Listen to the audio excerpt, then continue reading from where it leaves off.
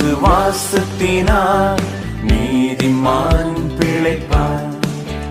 விசுவாசிப்பவன் எதை குறித்தும் பதறான். இலக்கை நோக்கி தொடருபவன் போராட்டம் வந்தாலும் அஞ்சாதவன். இலக்கை நோக்கி தொடருபவன் போராட்டம் வந்தாலும் அஞ்சாதவன். அவன் தலை மேல் மகிழ்ச்சி தங்கும், அவன் சந்ததி செழித்திடும்.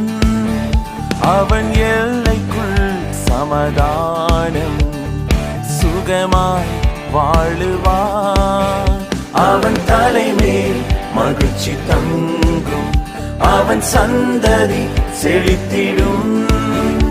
அவன் எல்லைக்குள் சமாதானம் சுகமாய் வாழுவான்.